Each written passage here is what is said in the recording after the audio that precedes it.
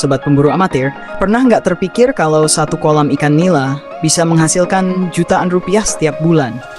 Bahkan nilainya bisa menyaingi gaji pejabat.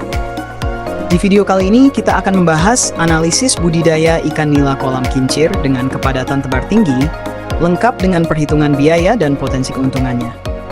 Tapi sebelum lanjut, perhatikan dulu yang satu ini.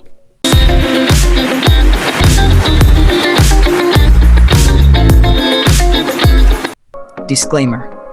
Video ini bukan ajakan untuk langsung memulai budidaya ikan.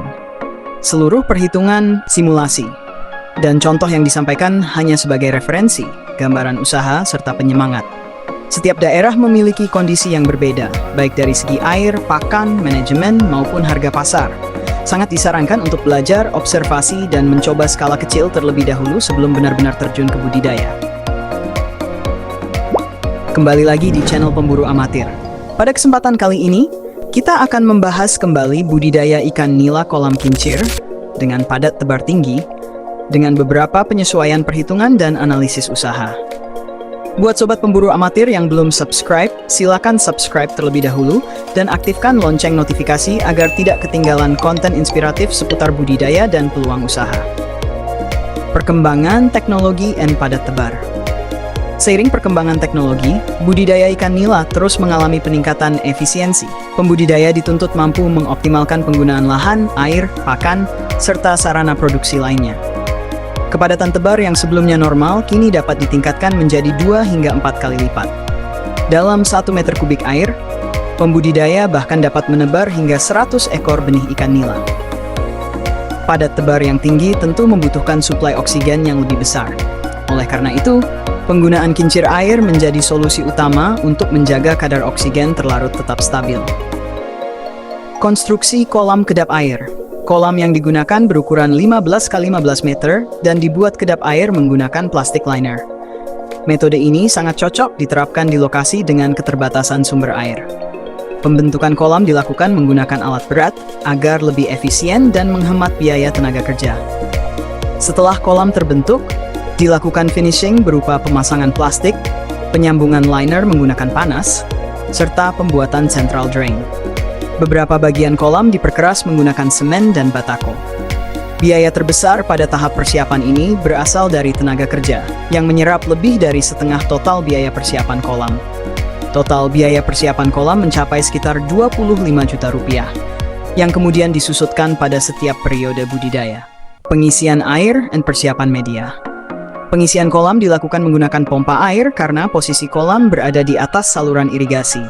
Pompa yang digunakan dimodifikasi agar konsumsi listrik rendah, namun debit air tetap mencukupi. Selama masa pemeliharaan, air diganti secara berkala dengan mengeluarkan sekitar sepertiga volume kolam, kemudian diisi kembali hingga penuh.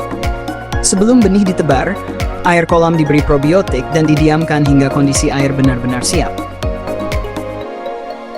Penebaran benih dan kebutuhan oksigen.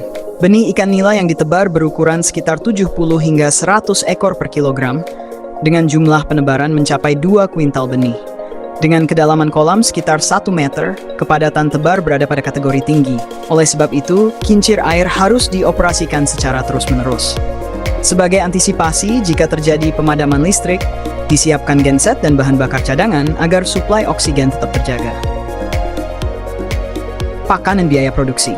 Pakan pelet menjadi sumber nutrisi utama bagi ikan nila dan juga merupakan komponen biaya terbesar dalam budidaya ini.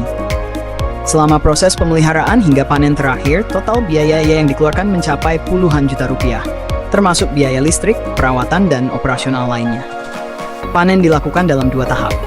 Tahap pertama dilakukan saat ikan berumur 3 bulan, dilanjutkan sortasi. Ikan yang belum memenuhi ukuran pasar dipelihara kembali hingga bulan keempat. Hasil panen dan keuntungan. Hingga panen akhir, total hasil produksi mencapai sekitar 2,5 ton ikan nila. Dengan asumsi harga jual Rp25.000 per kilogram, total penerimaan terbilang cukup besar. Setelah dikurangi seluruh biaya produksi dan perhitungan bunga modal sendiri, usaha ini masih menghasilkan keuntungan bersih belasan juta rupiah dalam satu periode budidaya. Jika dirata-ratakan, keuntungan per bulan bisa mencapai lebih dari 4 hingga 5 juta rupiah. Kelayakan usaha. Berdasarkan analisis kelayakan, nilai rasio keuntungan terhadap biaya berada di atas 1. nilai rasio penerimaan terhadap biaya juga lebih dari 1. Titik impas masih berada di bawah total penerimaan. Artinya, secara perhitungan, usaha ini layak dijalankan dengan catatan manajemen dilakukan secara disiplin dan konsisten. Sobat pemburu amatir, budidaya ikan bukan soal kolam besar atau modal besar, tapi soal pengetahuan, perencanaan, dan keberanian untuk belajar. Jadikan video ini sebagai bahan pertimbangan dan motivasi, bukan keputusan instan. Kalau menurutmu bermanfaat, jangan lupa like, share, dan tuliskan pendapatmu di kolom komentar. Sampai jumpa di video berikutnya. Salam inspirasi, dan tetap berburu peluang bersama pemburu amatir.